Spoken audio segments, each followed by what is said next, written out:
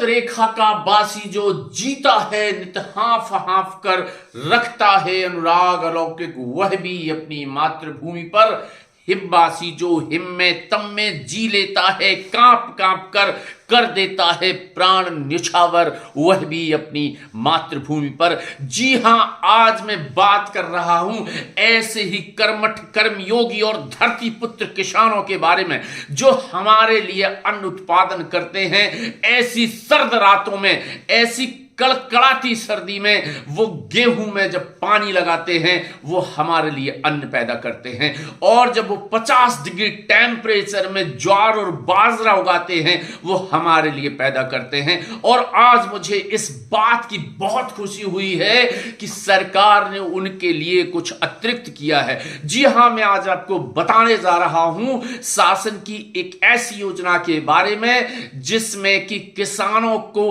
अतिरिक्त लाभ दिया जाना है, अतिरिक्त पैसा दिया जाना है। जी हां, ये योजना है दुर्गावती श्री अन्न योजना, दुर्गावती श्री अन्न प्रोत्साहन योजना। जी हां, ये प्रोत्साहन योजना अभी अभी शुरू की गई है मध्य प्रदेश शासन के द्वारा। जी हां, सबसे पहले मैं आपको यह बता देना चाहता हूं कि ये श्री अन्न क्या होता है। जी हां, श्री अन्न क्या होता है, बहुत सारे मेरे मित्र, मेरे साथी ये शायद नहीं जानते होंगे कि श्री अन्न किस अनाज को कहते हैं। अगर आप नहीं जानते हैं तो सुनिए, श्री अन्न का मतलब इंग्लिश में होता है मिलेट्स। जी हां, और हिंदी में इसे ठेठ हिंदी में कहते हैं मोटे अनाज। जी हां, मोटे अनाज को हमारे माननीय प्रधानमंत्री भारत सरकार श्री नरेंद्र मोदी जी श्री अन्न के नाम से पुकारते हैं, और श्री अन्न के नाम से पुकारे जाने के पीछे एक बहुत बड़ा कारण है कि ये जो मोटे अनाज होते हैं, ये जो मिलेट्स होते हैं, ये जो श्री अन्न होता है, वास्तव में ये दूसरे अनाजों से बहुत ज्यादा लाभदायक होते हैं। अगर हम श्री अन्न का उपयोग करते हैं तो हम बेहतर तरीके से बेहतर स्वस्थ जीवन जी सकते हैं। इसलिए हमारे माननीय प्रधानमंत्री महोदय ने मिलेट्स को या मोटे अनाज को श्री अन्न का नाम दिया है। जी हां, अब हम आपको यह बता देना चाहते हैं कि श्री अन्न के अंतर्गत कौन कौन से अनाज आते हैं। श्री अन्न या मोटे अनाज या मिलेट्स के अंतर्गत जो मुख्य रूप से अनाज आते हैं वो है ज्वार, बाजरा, कोदो, कुटकी, रागी, सवा, ये सारे जो है अनाज। इसके अलावा भी बहुत सारे अनाज होते हैं जो मुख्य रूप से देखा जाए तो जनजातियों का भोजन अभी तक माना जाता रहा है। और आप ये मान लीजिएगा कि मोटे अनाज या मिलेट्स या श्री अन्न खाने के कारण ही जनजाति लोग जो है वो बेहतर और हमसे अच्छा स्वास्थ्य कारक जीवन बिताते रहे हैं। इसलिए माननीय प्रधानमंत्री महोदय द्वारा ये मोटे अनाज को तवज्जो ज्यादा दी गई है और इसे श्री अन्न के नाम से पुकारा गया है। माननीय प्रधानमंत्री महोदय चाहते हैं कि ज्यादा से ज्यादा लोग श्री अन्न का उपयोग करें जिससे वो बेहतर स्वस्थमय जीवन बिता सकें, और इसीलिए हमारे प्रदेश के माननीय मुख्यमंत्री श्री मोहन यादव द्वारा ये दुर्गावती श्री अन्न प्रोत्साहन योजना प्रारंभ की गई है।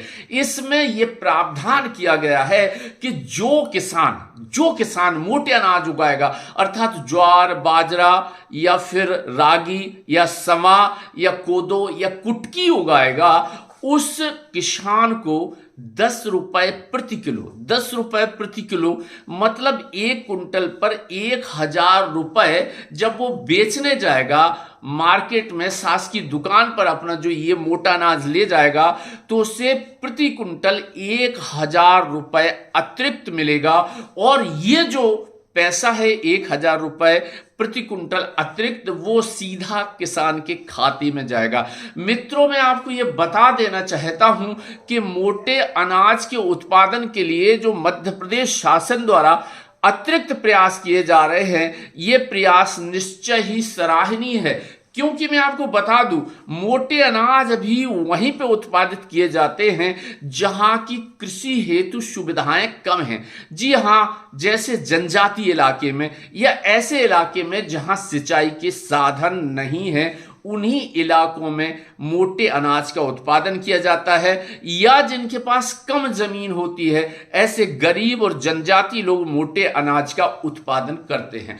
तो इससे दो फायदे होने वाले हैं। एक फायदा तो यह है कि जो वास्तव में किसानों का, जिनके पास कम जमीन है या छोटे किसान हैं, उन्हें जब वो मोटे अनाज उत्पादन करेंगे तो सरकार की तरफ से उन्हें अतिरिक्त धन प्रदान किया जाएगा। हर कुंटल पर 1,000 रुपए अतिरिक्त प्रदान किया जाएगा। दूसरा, जब ये मोटा ज्यादा उत्पादित होगा और इसका प्रसंस्करण होगा, इसका प्रचार प्रसार होगा और लोग इसे खाएंगे, तो निश्चित रूप से हमारा देश का जो युवा है, हमारे देश का जो जनसंख्या है, हमारे ये देश के जो महिला पुरुष और युवा हैं, वो बेहतर स्वस्थमय जीवन जी सकेंगे। मित्रों, मैं आपको ये भी बता देना चाहता हूं कि ये जो मोटा अनाज है, इसके प्रसंस्करण के लिए भी सरकार अलग से नीति बना रही है और इसके लिए मोटे अनाज के लिए पूरा एक फेडरेशन अलग से बनाया जा रहा है, जो मोटे अनाज के उत्पादन के प्रोत्साहन पर और उसके जो है वितरण पर और उसके प्रसंस्करण पर और उसके प्रचार प्रसार का पूरा ख्याल रखेगी। तो मित्रों, देर किस बात की है? हमारे